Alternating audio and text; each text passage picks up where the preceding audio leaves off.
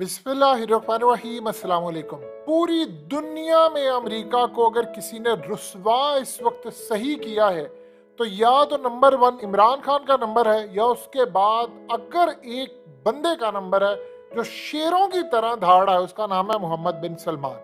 आप यकीन कीजिए कि सऊदी अरब की तारीख में कभी कोई बंदा ऐसा पैदा नहीं हुआ जो अमेरिका को उस जगह पर जाकर डिच कर रहा है जो अमेरिका ने अपने ख्वाबो ख्याल में भी ना सोचा होगा।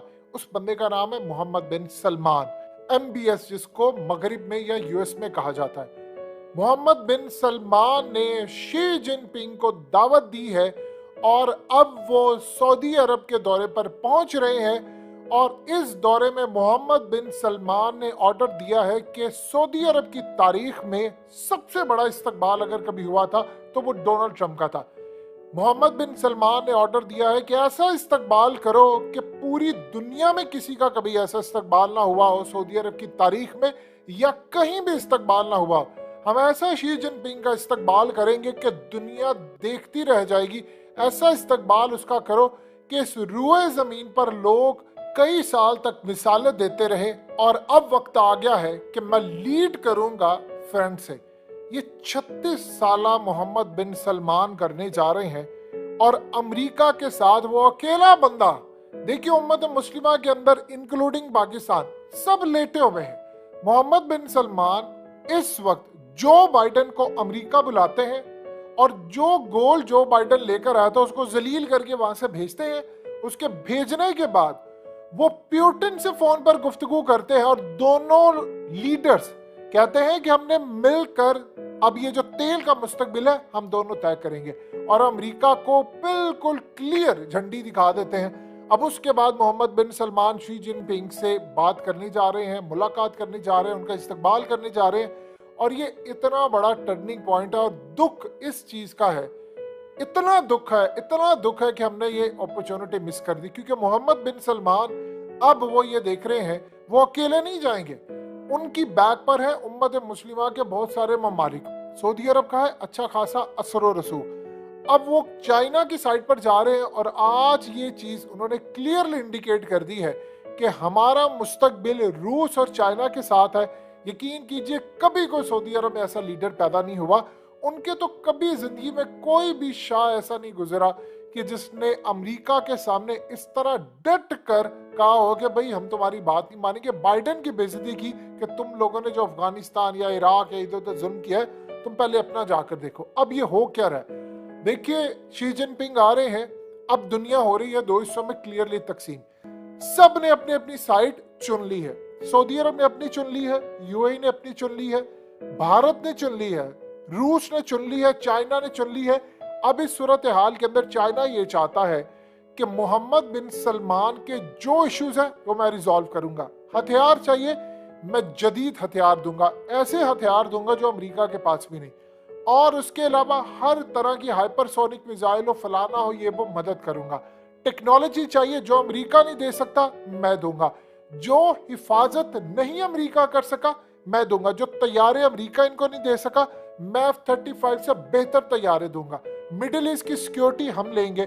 हम सऊदी अरब को वो फैसिलिटीज देंगे जो अमेरिका कभी नहीं दे सका, और हम बदले में उनको ये नहीं कहेंगे कि हम फलाना तुम्हारे मुल्क के अंदर ये करेंगे वो करेंगे।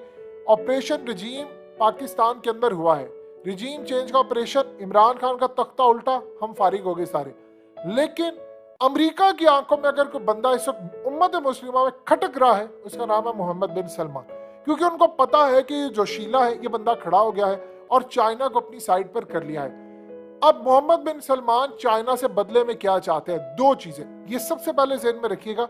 सऊदी अरब के चाइना के साथ ताल्लुकात ठीक नहीं थे। इमरान खान ने जाने से पहले सऊदी अरब के मामला तय करवाए। अब जानते हैं कि सऊदी अरब ने तेल कम बेचना शुरू कर दिया था चाइना को, क्योंकि वो नहीं ले रहा था। चाइना चला गया ईरान और दीगर जगहों पर। पाकिस्तान ने इनका मामला ठीक करवाया और उसके बाद देखिए हमारे मुल्क में रिजीम चेंज हो गया और चाइना और सऊदी अरब अब एक हो रहे हैं। अब ये खेल किस जानिब है, देखिए चाइना गारंटी देगा सऊदी अरब की और उधर से रूस गारंटी देगा ईरान की और फिर यमन की। और ये सबसे पहले रूस और चाइना कोशिश ये कर रहे हैं कि किसी तरह मिडिल ईस्ट के अंदर ये जो फिरका वारियत की लड़ाई है हम इसको खत्म करें।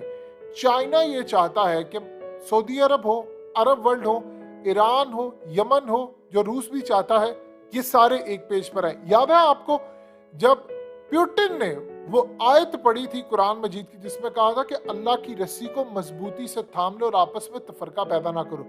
रूस ये कह रहा है कि बार बार देखिए ईरान पर अच्छा खासा असर और रसूख है रूस का और चाइना का। आप जानते हैं 400 अरब डॉलर की इन्वेस्टमेंट रूस ने अपना उनको सैटेलाइट दिया और बहुत सारी वो चीजें दे रहा है, बल्कि वो उनसे ड्रोन भी ले रहा है। तो ये वो तमाम चीजें दे रहे हैं, उनको ले रहे हैं। तो अब वो चाहते हैं कि मिडिल ईस्ट में देखिए सबसे बड़ा प्रॉब्लम क्या है यूएई और सऊदी अरब का, कि ये जो यमन की लड़ाई है ये खत्म हो जाए और उसके बाद ये मामला इनके आपस में तय हो जाए। और इसमें किरदार अदा करने जा रहा है चाइना। उसको पता अमेरिका नहीं कर सकता क्योंकि ईरान अमेरिका के असर रसूख में नहीं। चाइना के ताल्लुकात बहुत ज्यादा अच्छे हैं सऊदी अरब के साथ, इसी तरह ईरान के भी है, तो वो दोनों के टेबल पर बिठा सकते हैं। हमारा तो मसला ये है कि हम तो अमेरिका के आगे लेट जाते, रूस भी ये चाह रहा है। अब इसके बदले हर तरह की सिक्योरिटी, हर तरह के मामलात, हर तरह की चीज मिलेगी क्योंकि सऊदी अरब को ये पता है कि शाम के अंदर क्या सूरत हाल है, यानी चाइना का सुर रसूख है, रशिया का। और आप जानते हैं कि यूएई ने शाम के साथ अपने ताल्लुकात बेहतर कर लिए, सऊदी अरब ने भी कर लिए, इन्होंने तुर्की के साथ भी कर लिए। ये इतनी क्लासिकल चीज है। और मोहम्मद बिन सलमान ने ताल्लुकात बेहतर किए कतर के साथ भी। आप उस बंदे की जहानत देखिए, इस पूरे खत्ते में कोई भी 36 साल का नहीं है, ये बंदा अकेला 36 साल का है और 36 साल के अंदर कुछ गलतियां उनसे हुई होंगी। अब वो जिस तरह इमर्जिंग लीडर के तौर पर उभर है, आप यकीन कीजिए बिल्कुल उम्मत मुस्लिमा को लीड कर सकते हैं। अब सऊदी अरब जब जाएगा चाइना की तरफ तो उनकी बैक पर है बहुत सारे ममालिक। आप ये देखिए कि चाइना का कहा जाता है जी पाकिस्तान पर असर रसूख है, ये सऊदी अरब का। और भाई वो देख रहे हैं कि ये ममालिक, आप खुद बताएं क्या चाइना अमेरिका के खिलाफ है, सऊदी अरब अमेरिका के खिलाफ है? आप अमेरिका के साथ जाएंगे तो क्या ये दो ममालिक आपको घास डालेंगे?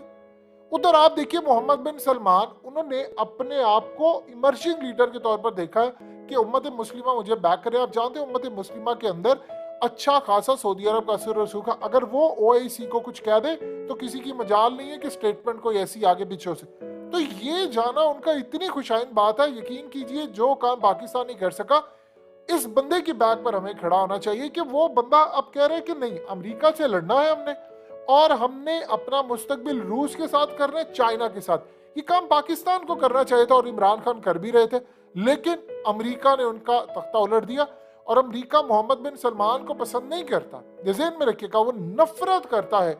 जो बंदा अमेरिकी एस्टैब्लिशमेंट, उनकी डीप स्टेट, उनके प्रेसिडेंट के सामने खड़ा हो जाता है वो अमेरिका की आंखों में खटकता है। चाइना ये चाहेगा कि सऊदी अरब को हर तरह की सिक्योरिटी दे, कोई जासूसी उसके खिलाफ हो रही है वो मदद करेंगे और इसके बाद जो ताल्लुकात इन लोगों के बहाल होंगे हम मुंह तकते रह जाएंगे।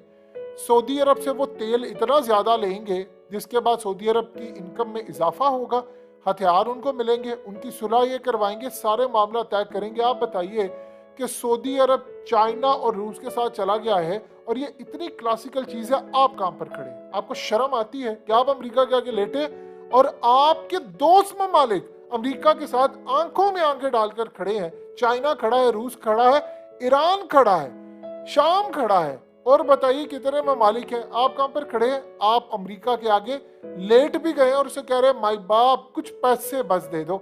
यही आप अगर अमेरिका के खिलाफ खड़े होते तो मोहम्मद बिन सलमान यकीन कीजिए इमरान खान को गले लगाता और कहता कि मेरे दोस्त तू खड़ा है अमेरिका के आगे, मैं तेरी फाइनेंशियल हेल्प करूंगा। अभी वो देख रहे हैं अमेरिका के आगे लेटे हैं तो हम इनकी मदद क्यों करें?